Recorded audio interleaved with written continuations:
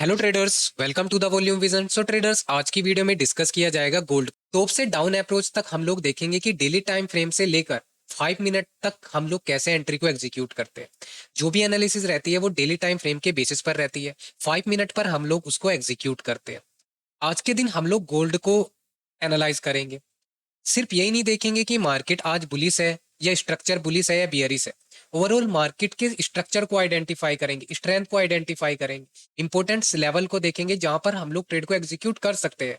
कहीं पर भी हम लोग ऐसे ही एंट्री को एग्जीक्यूट नहीं कर सकते। कुछ इंपोर्टेंट लेवल आपके पास होनी चाहिए। उसके बाद कैंडल की फॉर्मेशन, स्ट्रक्चर, ये सब बात की चीजें। सबसे पहले डेली टाइम फ्रेम की एनालिसिस बहुत ज्यादा इंपॉर्टेंट है। और जो भी आपकी डेली टाइम फ्रेम की एनालिसिस रहती है वो इतनी ज्यादा स्ट्रांग होनी चाहिए कि अगर आप उसको वीकली पर भी या मंथली पर भी जाके चेक करो तो वही चीज सेम होनी चाहिए। जैसे कि यहाँ पर आप देख पा रहे हो कि मार्केट ने एक काफी अच्छा सपोर्ट फॉर्म किया है। ये मल्टीपल टाइम टेस्टेड सपोर्ट है और काफी स्ट्रॉन्ग सपोर्ट है। स्ट्रॉन्ग सपोर्ट की आइडेंटिफिकेशन मिलती है प्राइस से, कि जब जब प्राइस यहाँ पर आया है मार्केट ने अच्छा मोमेंटम फॉर्म किया है। प्राइस यहाँ पर आया फिर से मोमेंटम, प्राइस यहाँ पर आया फिर से मोमेंटम, यानी कि सपोर्ट बहुत स्ट्रॉन्ग है। इसको अगर आप वीकली पर देखो तब भी मार्केट में आपको काफी अच्छा सपोर्ट मिल जाएगा। मंथली पे जाओगे तब भी आपको काफी अच्छा सपोर्ट देखने के लिए मिल जाएगा। यानी कि आपकी लेवल की इंपोर्टेंसी सबसे पहले होनी चाहिए और इंपोर्टेंट मार्किंग उसकी होनी चाहिए। मार्केट में हम लोगों ने दो लेवल को मार्क किया, ये इंपोर्टेंट सपोर्ट था और ये मार्केट का इंपोर्टेंट रेजिस्टेंस था, जो कि काफी इजीली नेक्ड आई से ही आपको दिख सकते हैं। और फास्टली डिसीजन लेना हो तो आप मंथली और वीकली पर भी जाके फास्टली ड्रॉज को कर सकते हो। अब हमें जो ट्रेड एग्जीक्यूट करनी है वो हो सकता है मिडिल में करनी हो या यहाँ पर करनी हो। जैसे हम लोगों ने ट्रेड को एग्जीक्यूट किया था यहाँ पर। अब लेवल हमारे पास दूर है, ठीक है, काफी दूर है। ये लेवल और इस लेवल के बीच में काफी ज्यादा बड़ा डिफरेंस है। तो क्या इसके बीच में हम लोग कोई भी ट्रेड को एग्जीक्यूट नहीं करेंगे? ऐसा नहीं है। उसके लिए हमें कुछ और लेवल्स को ड्रॉ करना पड़ेगा, ताकि हम लोग जहां पर प्राइस अभी चल रहा है उस लेवल तक पहुंच पाए। उस एक ऐसी लेवल को आइडेंटिफाई करना पड़ेगा जो कि बहुत ज्यादा इंपोर्टेंसी रखी हो जिसने मार्केट में, और प्राइस का बिहेवियर भी वहां पर होना चाहिए। सिर्फ मार्किंग ही इंपॉर्टेंट नहीं है। जैसे कि इसकी इंपोर्टेंसी प्राइस के साथ रही है, ऐसे ही उस लेवल की इंपोर्टेंसी प्राइस के साथ होनी चाहिए। सेकंड, हम लोग स्विंग को मार्क करते हैं डेली टाइम फ्रेम पर भी। जैसे मार्केट छोटे टाइम फ्रेम पर हायर हाइज मार्क किया जाता है, ऐसे ही हम बड़े टाइम फ्रेम पर, डेली टाइम फ्रेम पर भी हायर हाइज लोअर लोस की फॉर्मेशन को मार्क करते हैं स्विंग के बेसिस पर। थर्ड पॉइंट हमारा रहता है कि हम लोग क्या करते हैं, कोई इंपोर्टेंट कैंडल के बेसिस पर पूरे चार्ट को एनालाइज करते हैं। अब कहीं से भी रीडिंग को स्टार्ट नहीं कर देंगे कि यहां से प्राइस अच्छा लग रहा है तो चलो यहीं से प्राइस को रीड करना स्टार्ट कर देते हैं। ऐसा नहीं होता है, ठीक है। चार्ट को एनालाइज करने के लिए प्रीफरेंस लेनी पड़ती है किसी एक इंपोर्टेंट कैंडल की। जैसे यहां पर अगर मैं अपने चार्ट की बात करूं तो इस कैंडल में बहुत हाई वॉल्यूम आई है और इस कैंडल में बहुत ज्यादा हाई वॉल्यूम आई है। अब ये दोनों ही कैंडल मेरे लिए बहुत ज्यादा इंपॉर्टेंट है एज ए वॉल्यूम ट्रेडर। मैं पूरा चार्ट जो भी एनालाइज करूंगा इन दो कैंडल के बेसिस पे करूंगा, या तो इसके बेसिस पे या फिर इसके बेसिस पर। किसी एक को आप सिलेक्ट कर सकते हो, जरूरी नहीं है कि आप दोनों को चूज करो। हमें प्राइस के पास बस पहुंचना है ताकि हम लोग ट्रेड को एग्जीक्यूट कर पाए, लेवल को मार्क कर पाए। फिर चार्ट को सीधा हम लोग इन कैंडल के प्रोस्पेक्टिव से चार्ट को देखते हैं, उसी तरीके से एनालाइज भी करते हैं। तो यहां से अगर चार्ट को मुझे एनालाइज करना है तो देखिए, ये सिर्फ चीजें प्रैक्टिस से आपको आती है। प्रैक्टिस से ये चार्ट आपको बहुत सिंपल दिखने लगेगा। जितना सिंपल ये अभी मुझे दिख रहा है शायद आपको इतना सिंपल ये चार्ट नजर नहीं आ रहा होगा।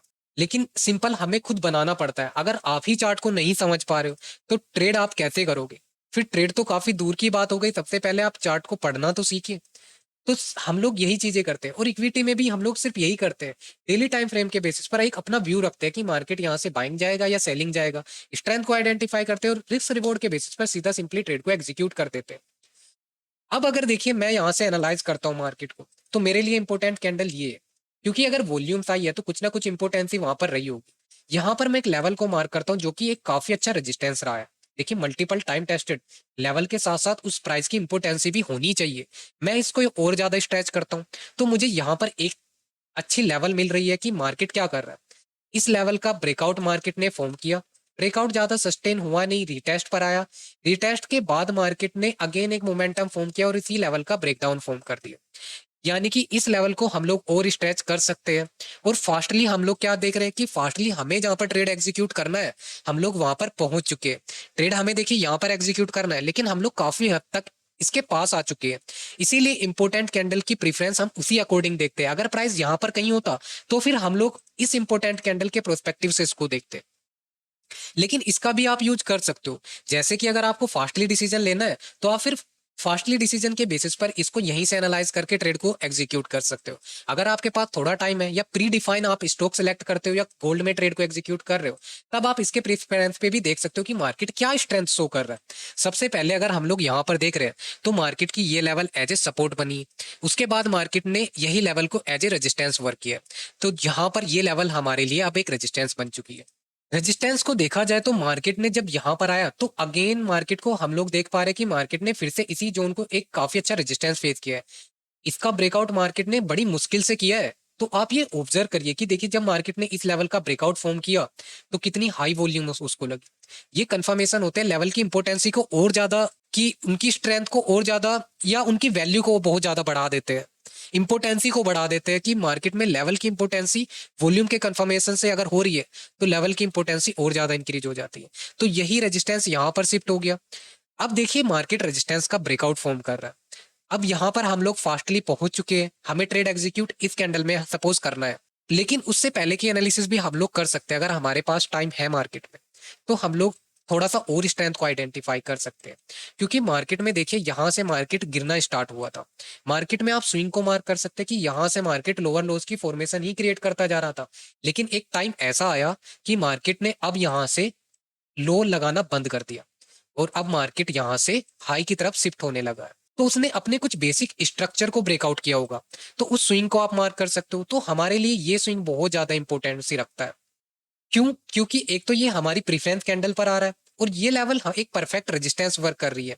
ऐसे लग रहा है कि मार्केट में अगर आप ऑब्जर्व करो तो आपको दिखेगा कि ये लेवल मार्केट का सपोर्ट बना, अगेन सपोर्ट बना और इसका ब्रेकडाउन हो गया। ब्रेकडाउन होने के बाद एक पुल बैक आया, अगेन मार्केट ने इसी लेवल को फिर रेजिस्टेंस फेस किया। अगर इसको वीक होना होता तो इसी रेजिस्टेंस से इसको यहां से लोअर लोज की फॉर्मेशन करनी चाहिए थी, जैसे यहां पर ऐसे इस तरीके से। लेकिन यही लास्ट का बेसिक स्ट्रक्चर था या बेसिक रेजिस्टेंस था जो मार्केट ने ब्रेकआउट फॉर्म किया अपसाइड और with A volume confirmation. Volume को जब आप ऐड करोगे तो अगेन इसकी इंपोर्टेंसी इंक्रीज हो जाएगी। तो हमें ये नजर आ रहा है कि सपोर्ट के बाद मार्केट अगेन रेजिस्टेंस के ब्रेकआउट करते हुए अपसाइड मोमेंटम फॉर्म कर रहा है। तो ये बुलिशनेस को और ज्यादा आइडेंटिफाई करता है कि मार्केट अब एक बाइंग ट्रेंड में कंटिन्यू हो रहा है। पहले मार्केट यहाँ पर एक सेलिंग ट्रेंड में था लेकिन अब मार्केट यहाँ से बाइंग ट्रेंड में कंटिन्यू हो रहा है।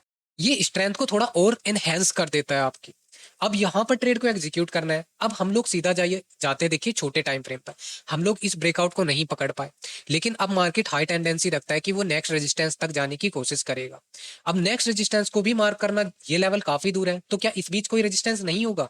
बिल्कुल हो सकता है। वो मार्किंग हमारे लिए इंपॉर्टेंट होनी चाहिए। तो हम लोग देखते हैं कि यहाँ यहीं से मार्केट में एक सेलिंग मोमेंटम आया था। तो यहाँ से हम लोग इंपॉर्टेंट मार्किंग करेंगे। ये देखेंगे कि मार्केट ने यहाँ से multiple time test resistance form किया था तो इसको मार्क कर लेते हैं। ये इंट्राडे बेसिस पर बहुत बेस्ट काम करता है। अब हम लोग सीधा जाएंगे देखिए छोटे टाइम फ्रेम पर और वहां पर कैसे एंट्री को एग्जीक्यूट करते हैं। छोटी छोटी चीजों बहुत इंपॉर्टेंट है। वॉल्यूम्स को भी इंक्लूड किया जाता है। देखा जाता है कि देखिए रेजिस्टेंस पर आने के बाद वॉल्यूम किस तरीके की आई, जब ब्रेकआउट हुआ तो वॉल्यूम किस तरीके की आई। छोटे टाइम फ्रेम पर भी ऐसे ही एनालाइज किया जाता है। तो अब छोटे टाइम फ्रेम पर चलते हैं। इसको अगर अब छोटे टाइम फ्रेम पर देखा जाए तो सबसे पहले हम लोग एक ओवरव्यू के बेसिस पर चार्ट को देखते हैं। मार्केट ने इस रेजिस्टेंस का ब्रेकआउट फॉर्म किया था। अब इसको थोड़ा और जूम करते हैं कि मार्केट में आपको लेवल्स पता रहे। यहां से मार्केट ने क्या किया, एक अच्छा खासा मोमेंटम फॉर्म किया और एक नया रेजिस्टेंस क्रिएट किया और यहाँ पर मार्केट क्लोज हो गया। तो जहां पर मार्केट ने ब्रेकआउट कैंडल क्लोज की है ये अपने आप में बहुत ज्यादा इंपोर्टेंसी रखता है। यानी कि ब्रेकआउट कैंडल का हाई ये बहुत ज्यादा इंपोर्टेंसी रखता है। इसके बाद हुआ क्या कि मार्केट में यहाँ पर काफी अच्छी सस्टेनेबिलिटी हम लोगों को देखने के लिए मिली। ट्रेड देखिए हम लोगों ने वहां पर किया है, पर क्या इससे पहले कोई ट्रेड नहीं किया? बिल्कुल किया है। उसको भी हम लोगों ने कैसे एनालाइज किया? यहाँ पर क्या हुआ, यहाँ पर मार्केट ने ब्रेकआउट फॉर्म किया, उसके बाद मार्केट ने फिर से ब्रेकआउट फॉर्म किया और रीटेस्ट के बाद मार्केट यहाँ पर आप ऑब्जर्व किस तरीके से करते हो ये बहुत ज्यादा इंपॉर्टेंट है। मार्केट ने यहाँ पर देखिए 4 टाइम एक रेजिस्टेंस क्रिएट किया है। ये आपको नेकेड आई से ही नजर आना चाहिए कि मार्केट इस लेवल को बार बार रेजिस्टेंस फॉर्म कर रहा है। तो देखिए हमें क्या करना था, हमें यहाँ पर एक ट्रेड को एग्जीक्यूट करना था क्योंकि मार्केट बुलिश है, ब्रेकआउट फॉर्म किया है और यहाँ से देखा जाए तो मार्केट अपने लोज को ऊपर की तरफ शिफ्ट कर रहा है। तो कितनी बेस्ट ट्रेड बनती है कि अगर मार्केट एक बाइंग ट्रेंड में है तो यहाँ से अगर मार्केट ब्रेकआउट करे तो काफी अच्छा मोमेंटम मिलता है। लेकिन देखिए यही मार्केट की खूबसूरती है। यहाँ पर जब आप मार्केट के चार्ट्स को देखने लगोगे तो ये चीजें आपको काफी अच्छी लगने लगेगी। एसएल्स जाएंगे, लेकिन एसएल जाने में भी आपको जब खुशी होने लगे ना, तो समझ जाओ कि चार्ट की स्टडी आप बहुत ज्यादा अच्छे से कर ले रहे हो। ठीक है, हम लोगों ने क्या किया, इस पुल बैक के बाद यहाँ पर एक पुल बैक आया था, वो छोटा सा पुल बैक था, और इस स्विंग के नीचे हम लोगों ने एसएल रखा और ट्रेड एग्जीक्यूट किया। लेकिन मार्केट ने क्या किया, मार्केट ने direct he with A volume confirmation resist इस लेवल का ब्रेकडाउन फॉर्म कर दिया, जो बहुत ज्यादा कंफर्मेशन वॉल्यूम के साथ था। हमारा वहां पर एसएल हिट हो गया, कोई बात नहीं, यहाँ पर एसएल हिट हो गया तो हो गया। ठीक है, हमारा काम है सिर्फ चार्ट को एनालाइज करना, ट्रेंड की डायरेक्शन में ट्रेड को एग्जीक्यूट करना। ठीक है, क्योंकि लेवल पे देखिए डोमिनेशन होता है, हर एक लेवल पर बायर और सेलर का डोमिनेशन होता है, जो भी ज्यादा डोमिनेट कर देता है उस डायरेक्शन में मार्केट मूव कर जाता है। लेकिन यहाँ पर बायर ने डोमिनेट नहीं किया, यहाँ पर सेलर ने डोमिनेट किया। लिक्विडिटी लेने के लिए ये जो भी हो, वो हमारे लिए मैटर नहीं करता। इतना दिमाग आपको नहीं लगाना है कि मार्केट में लिक्विडिटी क्रैप हो रही है, क्या हो रहा है। हमें सिर्फ अपने प्राइस एक्शन के बेसिस पर सिंपली माइंड को काम रखते हुए ट्रेड को एग्जीक्यूट करना है। सेलर का डोमिनेशन मिला, इट्स ओके, सेलर ने मार्केट को सेलिंग साइड का मोमेंटम फॉर्म किया। अब वॉल्यूम की इतनी ज्यादा कंफर्मेशन आई है, तो इसको फिर यहाँ से सेलिंग साइड का मोमेंटम फॉर्म करना चाहिए था। रिटेस्ट के बाद भी मार्केट को यहाँ से नीचे की तरफ गिरना चाहिए था, क्योंकि वॉल्यूम की कंफर्मेशन आई और सेलर ने अच्छा खासा ट्रैप भी किया। लेकिन हुआ क्या, मार्केट ने यहां से अगेन बाइंग साइड का मोमेंटम फॉर्म किया। अगेन मार्केट उसी लेवल को और स्ट्रेच अगर कर दिया जाए, तो यहाँ पर मार्केट काफी अच्छा सस्टेनेबल हमें दिखा। ये प्रीवियस डे पर मैं आपको बता रहा हूँ, प्रीवियस डे पर फिर से मैंने ट्रेड को एग्जीक्यूट किया और यहाँ से मुझे काफी बेस्ट रिजल्ट देखने के लिए मिला। हाँ, यहाँ पर हुआ क्या कि यहाँ पर प्रॉफिट को बुक करना था, लेकिन सिर्फ थोड़ा सा टारगेट बचा, और उसके बाद हम लोगों ने यहाँ पर कहीं टारगेट को बुक किया। लेकिन इस लेवल की आप इंपोर्टेंसी को समझिए, ट्रेड एग्जीक्यूशन हम लोगों ने यहीं पर किया है, क्योंकि अगर देखिए इसको गिरना था तो यहीं से गिर जाता। अगर ये हमारी लेवल पर दोबारा आ रहा है, ट्रेंड की आइडेंटिफिकेशन आपको है, तो फिर आप ट्रेड को एग्जीक्यूट कर दो। और आपको क्या चाहिए, इसी रेजिस्टेंस पर फिर से सस्टेनेबिलिटी चाहिए। बेस्ट एसएल आपको मिल गया, छोटे से एसएल के साथ ही हम लोगों ने ट्रेड को एग्जीक्यूट किया था और काफी बेस्ट रिजल्ट देखने के लिए मिला। उसके बाद नेक्स्ट ट्रेड थी हमारी यहाँ पर, ये हमारी इवनिंग की ट्रेड थी। ठीक है, इवनिंग पर हम लोगों ने ट्रेड को एग्जीक्यूट किया, 11:30 बजे 11:15 तक मार्केट चलती है, तो यहाँ तक हम लोगों ने इसको होल्ड किया था। उसके बाद हमें नेक्स्ट डे फिर से ट्रेंड करना था कि मार्केट एक नए रेजिस्टेंस पर पहुंच गया। ठीक है, अब यहाँ पर हम लोग ट्रेड को एग्जीक्यूट कर सकते हैं, डायरेक्शन ऑलरेडी हमें क्लियर है कि बाइंग ट्रेंड मार्केट चल रहा है और डेली टाइम फ्रेम पर। लेकिन हम लोग जब जाएंगे तो हम लोग ये देख पा रहे हैं कि 2 दिन से अब वॉल्यूम डिक्रीज होने लगी है, यानी कि ब्रेकआउट पर तो बायर की स्ट्रेंथ थी, लेकिन नेक्स्ट डे बायर की स्ट्रेंथ कम हो गई है। तो अब थर्ड डे बहुत चांसेस है कि क्या हो सकता है, सेलर डोमिनेट कर सकते हैं, सेलर यहाँ से एक पुल बैक दे सकते हैं। ठीक है, सिर्फ ये एक्सपेक्टेड कर सकते हैं, लेकिन ट्रेंड हमारा बाइंग है, तो हमें बाइंग की अपॉर्चुनिटी को फाइंड आउट करना है, सेलिंग अपॉर्चुनिटी को नहीं। अब यहाँ पर हमारी इंपोर्टेंट लेवल है। अब थर्ड डे देखिए, ये तो अब कैंडल बन चुकी है, जो मैंने आपको डेली टाइम फ्रेम पर यहाँ पर दिखाई है, ये कैंडल तो अब बन चुकी है। लेकिन जब तक नहीं बनी थी तो एक्सपेक्ट ये कर सकते थे कि क्या पता ये रेड बन जाए। ठीक है, रेड कैंडल फॉर्म हो सकती है, सेलर डोमिनेट कर सकते हैं, और अगर सेलर को डोमिनेट करना है तो वो क्या करेगा, फेक ब्रेकआउट दिखाएगा, ट्रैप करेगा, ट्रैप के बाद ही वो सेलिंग साइड का मोमेंटम फॉर्म करेगा। इसीलिए हम लोगों ने इसको कैंडल बाय कैंडल ऑब्जर्व किया। अब इस ट्रेड को हम लोगों ने कितनी ज्यादा कंफर्मेशन के साथ ट्रेड को एग्जीक्यूट किया, हालांकि हमें सब कुछ पता था ट्रेंड यहाँ पर स्ट्रॉन्ग है, तब भी हम लोगों ने काफी कंफर्मेशन के साथ ही ट्रेड को एग्जीक्यूट किया। जैसे कि देखिए आप, सबसे पहले मार्केट ने यहाँ पर सस्टेनेबिलिटी दिखाई। पहले वॉल्यूम्स को देखो, कितनी अच्छी वॉल्यूम की कंफर्मेशन। जब मार्केट ने ब्रेकआउट किया तो ब्रेकआउट पर भी वॉल्यूम की कंफर्मेशन। अब मार्केट में हो सकता है क्या पता सेलर ब्रेकआउट को ट्रैप कर दे और हम लोग यहाँ पर ट्रैप हो जाए, तो इसलिए हम लोगों ने वेट किया। अगेन मार्केट ने छोटा ही मोमेंटम किया और अगेन मार्केट रिटेस्ट पर आया। जैसे ही मार्केट रिटेस्ट पर आया, फिर से वायर की वॉल्यूम की confirmation. As a volume trader हम लोगों ने बहुत बार ऑब्जर्व किया कि मार्केट रिटेस्ट करने आता है और रिटेस्ट पर ट्रैप कर देता है। वॉल्यूम की कंफर्मेशन मिलेगी, लेकिन मार्केट फिर भी ट्रैप कर देगा। और ये स्ट्रेंथ बहुत अच्छी स्ट्रेंथ मानी जाती है कि अगर मार्केट में अगर एक्चुअल बायर होगा तो वो हमेशा रिटेस्ट पर आपको मौका नहीं देगा। रिटेस्ट आएगा और तुरंत मार्केट अपना नया स्विंग बना देगा और प्रीवियस स्विंग का ब्रेकआउट फॉर्म कर देगा।